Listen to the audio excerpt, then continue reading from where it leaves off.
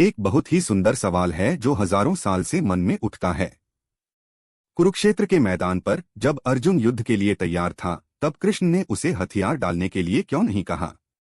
अगर वह वाकई दुनिया को प्रेम करते थे, तो इस भयानक संघर्ष को रोकने का प्रयास क्यों नहीं किया?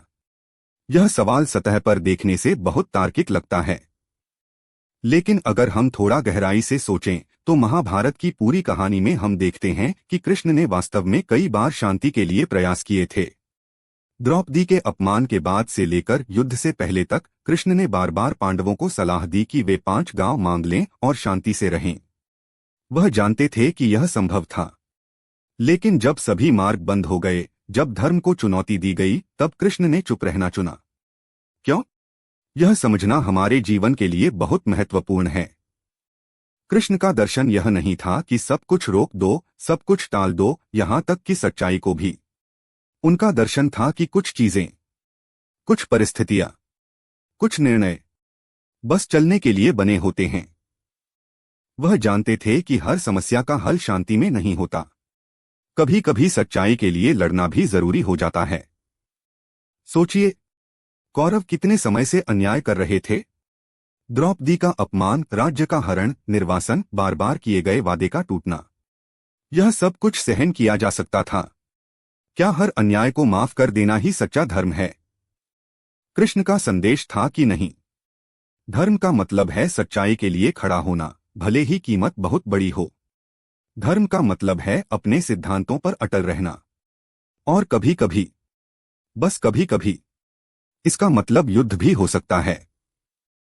लेकिन ध्यान दीजिए, कृष्ण ने पहले सब कुछ किया जो किया जा सकता था। वह खुद कौरवों के पास गए, उन्होंने बातचीत की, उन्होंने 5 गांव मांगे, मुश्किल से 5 गांव।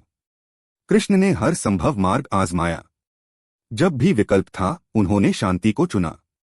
लेकिन जब दुर्योधन का हठ कट गया, जब वह न सुनने को तैयार रहा, तब कृष्ण को अर्जुन के साथ खड़ा होना पड़ा। क्योंकि सच्चाई को रक्षा की जरूरत थी, न्याय को रक्षा की जरूरत थी। और यही गीता का सबसे गहरा संदेश छिपा है। कृष्ण अर्जुन को यह नहीं कह रहे कि चलो, यह तुम्हारा दुश्मन है, इसे मार दो। वह कह रहे हैं, देखो, तुम्हारे सामने एक चुनाव है।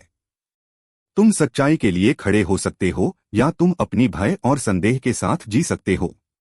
लेकिन अगर तुम सच्चाई चुनते हो, तो फिर भय मत करो, बस अपना कर्तव्य करो। यह शांति नहीं है शब्दों की बातचीत में, यह शांति है आंतरिक। वह शांति जो आती है जब तुम जानते हो कि तुम सही काम कर रहे हो, भले ही वह काम कठिन हो। आज के जीवन में भी यह बहुत प्रासंगिक है। हम सोचते हैं कि शांति का मतलब सब कुछ माफ कर देना है, गलत को गलत न कहना है, गलत के साथ समझौता करना है। लेकिन कृष्ण कहते हैं कि नहीं। सच्ची शांति तब आती है जब तुम सच्चाई पर अडिग रहते हो, भले ही वह आरामदायक न हो।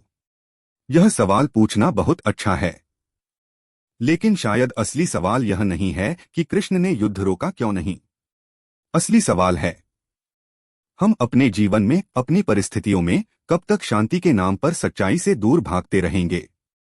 कभी कभी, केवल कभी कभी, खड़े होना भी जरूरी होता है। कृपया हमारे चैनल को लाइक, शेयर और फॉलो करें।